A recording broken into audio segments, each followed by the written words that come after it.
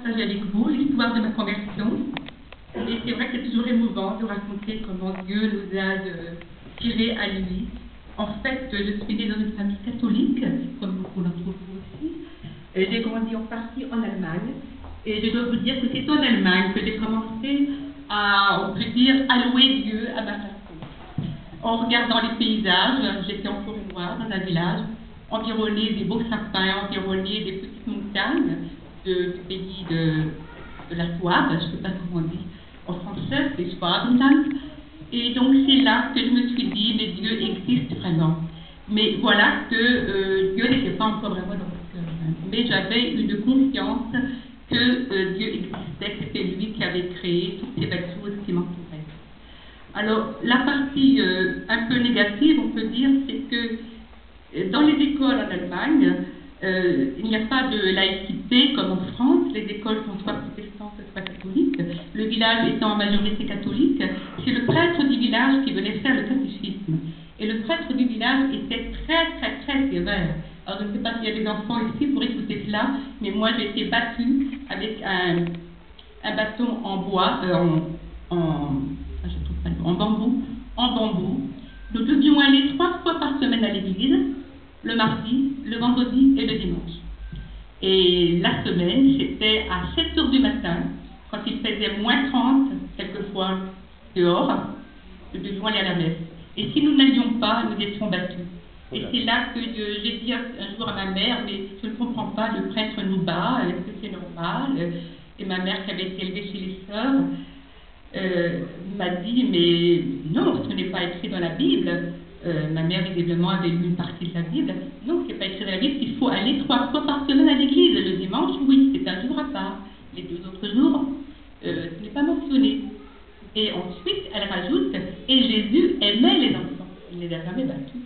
Et ça, j'avais bien entendu, quoique, comme vous savez aussi, je n'entendais déjà pas bien de mes 2 oreilles.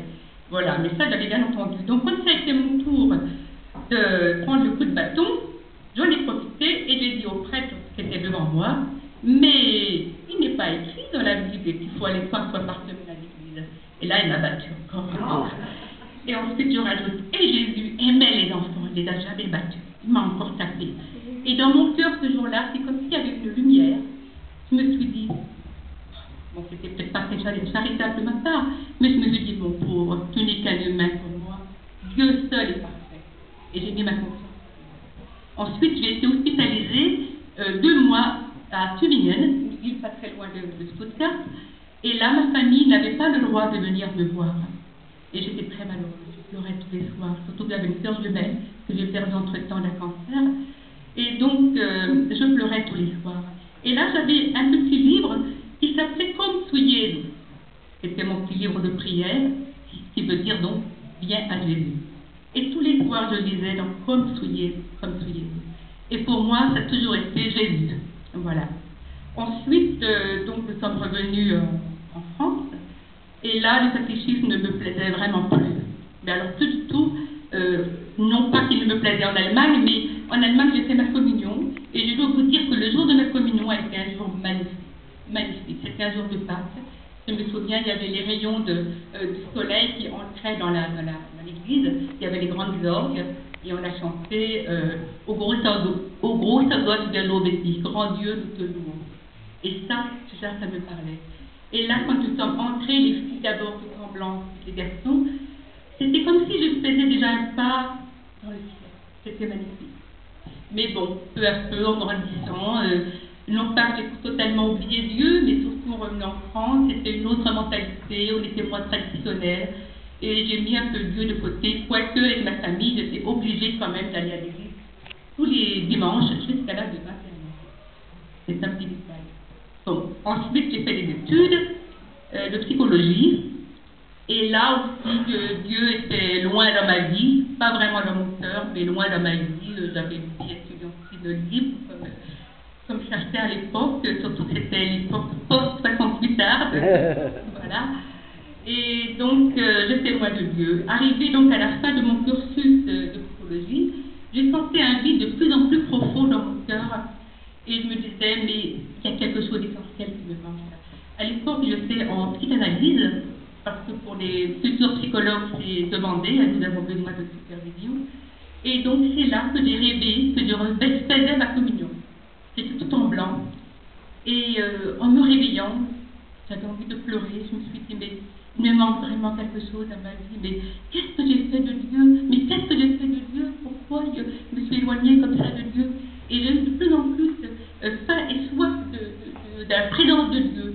Il se trouve que là, j'ai eu aussi le projet de partir aux États-Unis pour faire une spécialisation de psychologie dans une université qui accueille des sourds du monde entier. Et donc j'ai obtenu la bourse. Et cette bourse m'a permis de rester 1 an. Et c'est pendant cette année où j'étais à Washington, d'ici, à quelques pas du Capitole, que je voyais au loin, et que, en allant à la cafétéria, j'entends en face de moi, enfin, tout d'abord, je remarque une jeune étudiante que je trouvais rayonnante, que je trouvais très belle. Je me disais en moi-même, mais elle n'a pas que la beauté, il y a autre chose. Elle a quelque chose en elle, je ne sais pas, je n'arrivais pas à définir. Finalement, excusez-moi, j'ai la bouche très sèche. Je ne vais pas la continuer. Donc, j'arrive à la cafétéria, je m'installe, je connaissais encore pas grand monde autour de moi, c'était au mois de septembre. Et donc, j'entends Jesus, Jesus, Jesus. Je regarde autour de moi, c'était la jeune fille en question. Alors, déjà, ça fait une sorte de déclic dans ma tête. Je me dis, c'est celle que je trouvais rayonnante, c'est pas de Jésus. Ça, c'est intéressant quand même. Voilà. Et je l'interpelle, je lui dis, mais c'est bien ça, est-ce que j'entends bien vous parler de Jésus? Oui, oui, oui. Mais je lui dis, à bientôt. Merci, c'est des désirs.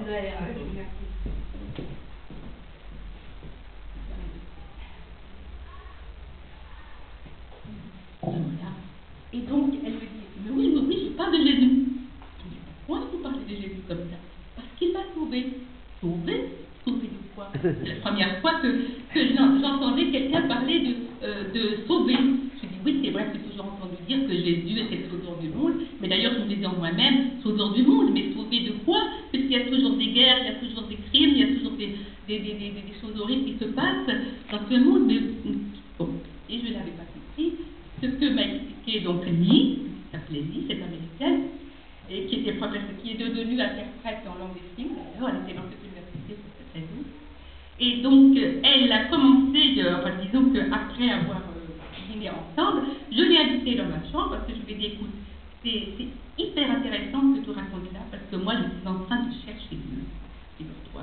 Et il se trouve que justement, quelques jours avant d'avoir rencontré cette jeune fille, j'avais remarqué dans la librairie de l'université, j'avais remarqué ce livre, c'était très joli, c'est Parable of Jesus, Beautiful Lessons of Living. Et donc, ce qui m'avait plu, c'était évidemment les belles images, les fleurs, et il y avait des passages des évangiles. Et là, c'est donc la première fois que j'ai commencé vraiment à mettre mon nez dans les Écritures, on peut dire, parce que les témoins de Jéhovah étaient passés chez moi, comme chez vous aussi. Ils m'avaient laissé des petites brochures, mais je les avais refermées tout de suite, ça ne me parlait pas du tout. Mais là, alors que c'était en anglais, donc pas du tout ma langue maternelle, tout s'illuminait. Et donc, j'invite Lee à prendre une petite tisane le soir dans ma chambre du campus, et elle ouvre la Bible devant moi, et ça a été vraiment clear-cut, comme on dit en anglais, vraiment, comment clear-cut? Très clair, oui, ça a été très très clair que c'était Jésus qui allait me montrer le chemin. Et ça, je l'avais ressenti sans connaître le verset, qui est donc Jean 14, 6, c'est ça, et que nous avons chanté ce matin, et dont Frédéric a fait l'évocation tout à l'heure. Donc Jésus, lorsqu'il dit, je suis le chemin, la vérité et la vie, nul ne vient au Père que par moi. Voilà, et ça c'est devenu vraiment très très clair dans ma vie. Mais voilà, comme j'avais été élevée de façon catholique, je me disais, mais non, on ne peut pas être sauvée comme ça, c'est pas possible. Je suis bien trop pécheresse. Et je me souviens, je me suis mise dans ma chambre du campus, tous les soirs, à genoux, et je pleurais, et je demandais pardon à Dieu. Et je disais, mais c'est pas possible qu'une personne qui a péché comme moi, on ne peut pas vous raconter les détails, Mais donc j'avais fait quelque chose de vraiment très très mal, que je regrette encore maintenant d'ailleurs.